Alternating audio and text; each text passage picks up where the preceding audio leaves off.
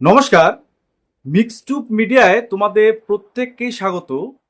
তোমরা অনেকেই পূর্ববর্তী যে ভিডিওগুলো আমি দিয়েছিলাম সেখানে তোমরা বলেছিলে যে স্টাফ নার্স গ্রেড 2 রিক্রুটমেন্ট কবে নাগাদ হতে পারে এবং এএনএম যারা করেছো তো তাদের পোস্টিং কবে হবে, এই দুটো বিষয় নিয়ে মেনলি আজকে আলোচনা থাকবে।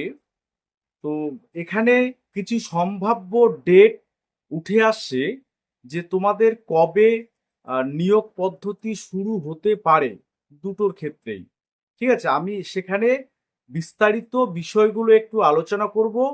তোমরা একদম ভালো করে বিষয়গুলো শুনবে আগে। শোনার পরে যদি কোথাও কনফিউশন মনে হয় সেটা অবশ্যই কমেন্টে তোমরা জানাবে। ঠিক আছে, আমি সেটার উত্তর দেওয়ার চেষ্টা করব। দেখো, প্রথমেই আমি তোমাদের বলবো যারা ফার্স্ট টাইম ভিজিট করছো তারা অবশ্যই চ্যানেলটিকে সাবস্ক্রাইব করবে আর ভিডিওটা একটু শেয়ার করে দেবে। দেখো, প্রথম কথা হচ্ছে তোমরা জানো যে স্টাফ নার্স রিক্রুটমেন্ট লাস্ট যেটা হয়েছিল 2022 সালে ডিসেম্বরের 2 তারিখের নোটিফিকেশনের রেসপেক্টিভ, সেটা 22 এবং 23 এক বছর ধরে চলেছিল। আচ্ছা, সেখানে তোমাদের ভ্যাকান্সি সম্পর্কে তোমরা জানো যে কিভাবে নিয়োগ হয়েছিল, কতগুলো হয়েছিল, তো সেই বিষয়টাতে আমি যাচ্ছি না। তো এর পরবর্তী সময়ে আর কিন্তু কোনো নিয়োগ হয়নি। তোমাদের 2022-এর যে ব্যাচটা তোমরা ছিলে তারা অ্যাপ্লাই করতে পারোনি। 2023, 2024-এ যারা কমপ্লিট করলে তারা কিন্তু সেখানে তোমরা এলিজেবল ছিলে না বা পার্টিসিপেট করতে পারোনি সে নিয়োগ পদ্ধতিতে। কারণ সেক্ষেত্রে তোমাদের রেজিস্ট্রেশন সার্টিফিকেট বলো বা রেজাল্ট বলো এগুলো পাবলিশড হয়নি। তো আপাতত তোমরা 3টা ব্যাচ কিন্তু বসে আছো। টোটাল তোমাদের স্টাফ নার্সের বা জিএনএম বা বিএসসির ক্ষেত্রে বলছি, তোমরা টোটাল 40 থেকে 45 হাজারের মতো ক্যান্ডিডেট কিন্তু এই মুহূর্তে পশ্চিমবঙ্গে রয়েছে। এবার তোমাদের হচ্ছে নানান ধরনের, তোমরা কোথাও প্রাইভেট নার্সিং হোম বা কোথাও অন্যান্য জব করছো টুকটাকি স্বল্প বেতনে, তুমি সবাই আশা করছো যাতে যে গ্রেড 2 রিক্রুটমেন্ট দ্রুত হয় এবং কিছুজন অবশ্যই যাতে চাকরি পায় এবং সেই নিয়োগ পদ্ধতিটা যাতে সচল থাকে, প্রত্যেক বছর যাতে হয়। এই এটাই তোমাদের মেন কিন্তু দাবি। কারণ সরকারি চাকরি পাওয়া কিন্তু আজকে একটা দুষ্কর ব্যাপার হয়ে দাঁড়িয়েছে। আচ্ছা, যাই হোক, তোমাদের প্রথমে আমি আসি এএনএম দের পোস্টিং এর বিষয়ে। দেখো, এএনএম দের ক্ষেত্রে যেহেতু কোনো রকম বাধা নেই, অর্থাৎ ওবিসির ক্ষেত্রে যেহেতু স্টে অর্ডার রয়েছে, তোমাদের কিন্তু প্লেসমেন্টটা যেহেতু গভর্নমেন্ট দিচ্ছে, তোমাদের পোস্টিং এর বিষয়টা কিন্তু তোমাদের কোনো বাধা নেই। এবার বাকিটা সরকারের সদিচ্ছা, সেটা পুজোর আগেই তারা করবে না পুজোর পরে করবে সেটা পুরোপুরি সরকারের সিদ্ধান্ত। সরকারের তরফ থেকে সেটা অবশ্যই জানানো হবে। কারণ নতুন নিয়োগ বলতে তোমরা জানো শুধুমাত্র এসএলএসটি 2025 এই রিক্রুটমেন্টটাই কিন্তু হচ্ছে। আদার্স তোমরা যে বিষয়গুলো দেখছো বা শুনছো, যেমন জয়েন্টের রেজাল্ট, কলেজের অ্যাডমিশন, পুলিশ রিক্রুটমেন্ট বোর্ডের বিভিন্ন এক্সাম, এগুলো কিন্তু আগেই ফর্ম ফিল আপগুলো হয়ে গিয়েছিল শুধুমাত্র এসএলএসটিটা ছাড়া। তো এসএলএসটির ক্ষেত্রে তোমরা জানো সুপ্রিম কোর্টের অর্ডার রয়েছে, সেই অর্ডারের ভিত্তিতে সেটা করা হচ্ছে। এবার স্টাফ নার্সের ক্ষেত্রে আমি একটা বিষয় তোমাদের বলি যে তোমাদের সম্ভাব্য ডেট কবে নাগাদ তোমাদের এই যে রিক্রুটমেন্ট প্রসেসটা স্টাফ নার্স গ্রেড 2 শুরু হতে পারে। এখানে 3টে বা 4টে তোমাদের দিক উঠে আসে। আমি অনেক তথ্য বিশ্লেষণ করে বা অনেক কিছু ঘেটে ঘুটে বা আইনি দিকটা খতিয়ে দেখে সব কিছুই কিন্তু এখানে আমি তুলে ধরবো। অবশ্যই তোমাদের মতামত কাম্য এবং তোমরা কে কোন ডিস্ট্রিক্ট থেকে দেখছো সেটাও তোমরা জানাতে পারো। ঠিক আছে, আচ্ছা, প্রথম কথা, 1 নাম্বার যেটা পয়েন্ট সেটা হচ্ছে সরকারের একটা সদিচ্ছার অভাব। এটা লক্ষ্য করা যাচ্ছে, কারণ 22-এর পরে 23 গেল, 24 গেল, 25-এ মাস বরাবর চলে গেল, তো এখনো কোনো সেটার আমাদের স্টাফ নার্সের নিয়োগের ক্ষেত্রে কোনো কিন্তু সরকারের উচ্চবাচ্য নেই।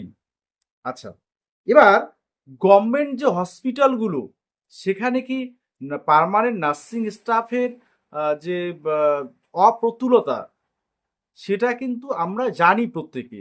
তো বিভিন্ন যেমন গভর্নমেন্ট হসপিটাল, বিশেষ করে যেগুলা ডিস্ট্রিক্ট হসপিটালগুলো রয়েছে, মেডিকেল কলেজগুলো রয়েছে, তোমরা জানো সেখানে যারা নার্সিং করছে তাদের দিয়েই কিন্তু অনেকটা কাজ সম্পন্ন করা হচ্ছে, আর কিছু কিছু ক্ষেত্রে কন্ট্রাকচুয়ালি কিন্তু নেওয়া হচ্ছে। তো পার্মানেন্ট স্টাফ কিন্তু সেখানে অবশ্যই সেখানে পার্মানেন্ট স্টাফের ল্যাক রয়েছে। হ্যাঁ, সেগুলো কিন্তু পূরণ করার দিকে সরকার এতদিন পর্যন্ত হাঁটেনি। এবার আমাদের বিষয় হয় তাহলে এই যে 40-50 হাজার ক্যান্ডিডেট যারা বিএসসি নার্সিং বা জিএনএম কোর্স করলো, সে ওয়েস্ট বেঙ্গল থেকে হোক বা আদার্স কোনো স্টেট থেকেই হোক, তাদের ভবিষ্যৎ কি হবে? তারা কি ওই 5-6 হাজার টাকা বা 8-10 হাজার টাকা নিয়ে প্রাইভেট নার্সিংহোমে তাদের সারা জীবন কাটিয়ে দেবে, নাকি তারা গভর্নমেন্ট চাকরি পাবে? এটা কিন্তু একটা প্রশ্ন চিহ্ন এদের ভবিষ্যৎটা নিয়ে। কারণ দেখো, সরকারের সবসময় উচিত কিন্তু এই ছাত্রছাত্রীদের ভবিষ্যৎটা দেখা। এবার সব বাকিটা সরকারের উপর ডিপেন্ড করছে, কে কি করছে না করছে, সবাই তোমরা সবকিছু জানো। আচ্ছা, এবার 2 নম্বরটাতে আসছি, যে ওবিসির জট। ওবিসি জট কি? যে সুপ্রিম কোর্টের থেকে স্টে অর্ডারটা হাইকোর্টে তুলে দেওয়া হয়েছে, নতুন যে ওবিসি লিস্ট, এবং সেটার কিন্তু কারেকশন চলছে। অনেকে এ থেকে বিতে চলে গেছে। হ্যাঁ, এগুলো কিন্তু কারেকশন চলছে, এবং ইতিমধ্যে কলেজের ক্ষেত্রে বা জয়েন্টের ক্ষেত্রে, অন্যান্য যে এক্সামগুলোর ক্ষেত্রে বা এসএলএসটির ক্ষেত্রে, পুলিশ রিক্রুটমেন্টের ক্ষেত্রে তাদের কিন্তু সোশ্যাল ক্যাটাগরিটা আপডেট করার সুযোগ দিচ্ছে নতুন লিস্ট ধরে। এবার এখানেই প্রশ্ন সবার, যে তাহলে নতুন লিস্ট ধরে স্টাফ নার্সের নিয়োগ হচ্ছে না কেন? এই জায়গাটাতে কিছু আইনি বিষয় কিন্তু রয়েছে। কারণ তোমরা যে জবটা পাবে সেটা কিন্তু পার্মানেন্ট জব। আচ্ছা, আমি একটা জাস্ট উদাহরণ দেই তোমাদের। সাপোজ এখন ফর্ম ফিল আপ শুরু করলো, ঠিক আছে? তো এবার ফর্ম ফিল আপের মাঝপথে গিয়ে, তোমরা জানো সুপ্রিম কোর্ট অর্ডার আছে 6 থেকে 8 সপ্তাহের মধ্যে ওবিসি কেসটা ফয়সালা করার জন্য হাইকোর্টকে বলেছে নতুন বেঞ্চ গঠন করার ক্ষেত্রে। তো যদি মাঝপথে দেখা যায় যে ওবিসি নতুন লিস্টটা গ্রাহ্য হলো না, সেক্ষেত্রে কি দেখা দেবে? তোমাদের দেখলো ততদিনে মেরিট লিস্টও তৈরি হয়ে গেছে, তখন কি হবে? তখন তোমাদের মধ্যে কিন্তু বিভেদটা তৈরি হবে এবং আইনি জটিলতা কিন্তু সৃষ্টি হতে পারে। তাহলে এখন প্রশ্ন, তাহলে সরকার কোন পথে হাঁটবে? সেখানে সম্ভাব্য কিছু দিক বা সম্ভাব্য কিছু ডেট আমি তোমাদের বলছি যে কি কি হতে পারে। প্রথম কথা, সরকার যদি এই মুহূর্তে তোমাদের নোটিফিকেশন জারি করে রিক্রুটমেন্ট প্রসেসটাতে, তাহলে পরবর্তীকালে যদি ওবিসির ক্ষেত্রে কেসটা অন্যরকম একটা ভার্ডিক্ট আসে বা অনেক সার্টিফিকেট আবারও বাতিল হয়ে যায়, সেক্ষেত্রে আইনি ঝামেলায় পড়বে নিয়োগের ক্ষেত্রে। নাম্বার 1। নাম্বার 2, যদি সামনের 11 তারিখে তোমাদের এই ওবিসি কেস নিয়ে সুপ্রিম কোর্টে একটা কিন্তু শুনানি রয়েছে, সেটা হচ্ছে সমস্ত পক্ষকে নিয়ে পিটিশনার, রেসপন্ডেন্ট, সমস্ত তাদের কি মতামত এই নতুন লিস্ট সম্পর্কে, সেটা নিয়ে কিন্তু সুপ্রিম কোর্টে 11 তারিখ রয়েছে। তো সেটা থেকে কি ডিরেকশন আসে, যদি সুপ্রিম কোর্ট থেকে বলা হয় যে আপনারা নতুন নিয়োগ এই নতুন লিস্ট ধরে করতে পারেন, কোনো রকম অসুবিধা বা বাধা থাকবে না, তাহলে কিন্তু সরকার নিশ্চিতভাবে সেই বিষয়গুলো অর্থাৎ তোমাদের বিষয়গুলোতে এগিয়ে যেতে পারবে। আচ্ছা, এটাই গেল। আর একটা, যে সামনে কিন্তু 2026-এ বিধানসভা নির্বাচন, তাহলে বিধানসভা নির্বাচনের আগে তোমাদের এই প্রসেসগুলো কমপ্লিট কিন্তু সরকার করবে, আমি এটা তোমাদের অ্যাসিওর করতে পারি জাস্ট। ঠিক আছে? তাহলে তিনটা সম্ভাব্য ডেট তোমাদের উঠে আসছে। এই মুহূর্তে দিলে আইনি জটিলতা সৃষ্টি হতে পারে, তো সেটা এই মুহূর্তে সম্ভব তাহলে হচ্ছে না। যদিও হয়, সরকারের যদি ইচ্ছা করে দিতে পারে, ঠিক আছে, এই মুহূর্তে বা কিছুদিনের মধ্যে। আচ্ছা, নাম্বার 2, 11 তারিখটা দেখে সিদ্ধান্ত নিতে পারে বা কোনো সরকার ডিসিশন নিতে পারে নতুন নিয়োগের ক্ষেত্রে। কারণ নতুন নিয়োগ কিন্তু কোনো ক্ষেত্রেই হচ্ছে না, শুধুমাত্র এসএলএসটি ছাড়া। আচ্ছা, তাহলে 11 তারিখের পরে একটা ডিসিশন নিতে পারে। আর একটা 6 থেকে 8 সপ্তাহের মধ্যে, অর্থাৎ 1.5 মাসের মধ্যে তোমাদের যদি ফয়সালা হয়ে যায় ওবিসি সম্পর্কে, তাহলে তোমাদের পরবর্তীতে, অর্থাৎ সেটা পুজোর ঠিক আগে আগে নোটিফিকেশনটা হয়তো দিতে পারে, তারপরে তোমাদের পুজোর পরে ইন্টারভিউ প্রসেসগুলো শুরু হবে।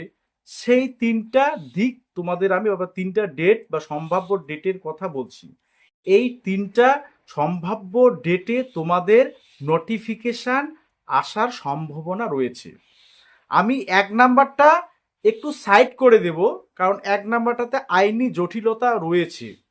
এটা সরকার নিজেও জানে। তোমরাও যদি একটু বিচারটা মানে বিশ্লেষণ করো বা একটু ডিপলি ভাবো, যে মেরিট লিস্ট তোমাদের তৈরি হয়ে গেল, তারপর এটা দেখা গেল ওবিসিটা বাতিল হয়ে গেল নতুন লিস্ট, তখন কি হবে? তখন তো ঝামেলা সৃষ্টি হবে। সেক্ষেত্রে প্রথম ক্ষেত্রে, অর্থাৎ এই মুহূর্তে তোমাদের নোটিফিকেশান আসার সম্ভাবনা খুব কম। 11 তারিখের পরে একটা সম্ভাবনা রয়েছে। আর পুজোর আগে যদি তোমাদের কেসটা মীমাংসা হয়ে যায়, তারপরেই তোমাদের একটা সম্ভাবনা, সেটা পুজোর আগেই নোটিফিকেশনটা জারি করলো, ফর্ম ফিল আপ শুরু করে দিল, তারপরে বাকি সমস্ত পুজোর পরে স্টার্ট, ইন্টারভিউ থেকে শুরু করে নিয়োগ তোমাদের পুজোর পরে, এবং 26-এর বিধানসভা ভোটের আগেই তোমাদের সব কিছু কমপ্লিট হবে। এবার তো আমি তোমাদের প্রশ্ন করছি, যে এই যে সম্ভাবনার কথাগুলো বললাম, তোমরা নিজেই যুক্তি দিয়ে একটু চিন্তা ভাবনা করো যে কি হতে পারে। অবশ্যই কমেন্ট বক্সে কমেন্ট করে আমাকে জানাবে। অবশ্যই ডিস্ট্রিক্টটা উল্লেখ করলে আমার সুবিধা হবে। কারণ দেখো, যেহেতু তোমাদের আমি এর আগে একটা ভিডিওতে বলেছিলাম, আমার বাড়িতেও কিন্তু নার্সিং ক্যান্ডিডেট রয়েছে, পাস আউট ক্যান্ডিডেট।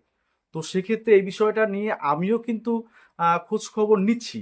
ঠিক আছে, আজকে রোববার, আমি আগামীকাল হয়তো এই বিষয়ে একটু খোঁজ খবর দেখবো, যদি কোনো তথ্য পাওয়া যায় সরকারের পক্ষ থেকে বা কোনো সূত্র মারফত, সেটা পেলে তো আমি জানাবোই। তো এই তিনটা দিক আজকে তোমাদের আমি বললাম, যে এই সম্ভাব্য তিনটা ডেটে তোমাদের নোটিফিকেশন জারি হতে পারে। ঠিক আছে, তো এইটুকুই ছিল তোমাদের আপডেট। এর বেশি আপডেট বা কোনো সূত্র মারফত খবর কিন্তু আমার কাছে এখন নেই। ঠিক আছে, আমি এটা আমার ব্যক্তিগত বিচার বিশ্লেষণ, আইনি দিক, সব দিক দিয়ে খতিয়ে দেখে আমি এই তিনটা ডেটের কথা তোমাদের আমি বলছি। ঠিক আছে, তো তোমরা অবশ্যই কমেন্ট বক্সে সেটা জানাবে আমি ঠিক বলছি না ভুল বলছি। তো সকলেই ভালো থাকবে, সুস্থ থাকবে। আর অবশ্যই শুধু তো তুমি শুধু একা নও, যে ভাবছো হয়তো খুব টেনশন হচ্ছে, একদম টেনশনে কোনো কারণ নেই। তোমরা দেখো, পশ্চিমবঙ্গে বেকার সমস্যা প্রচুর রয়েছে, সব ক্ষেত্রে নিয়োগ আটকে রয়েছে, ডব্লিউবিসিএস পর্যন্ত নিচ্ছে না। তাহলে কত বেকার সংখ্যা রয়েছে, সবারই একই অবস্থা। তাহলে সেদিক দিয়ে বিচার করে একটু মনটাকে শান্ত করো, টেনশন চাপ মুক্ত করো, যারা যেখানে কর্মরত রয়েছো সেগুলো করতে থাকো। আপডেট আসলে অবশ্যই তোমাদের আমি সবার আগে জানাবো। ঠিক আছে, সকলে ভালো থাকবে, সুস্থ থাকবে। অবশ্যই অবশ্যই ভিডিওটা একটু শেয়ার করবে।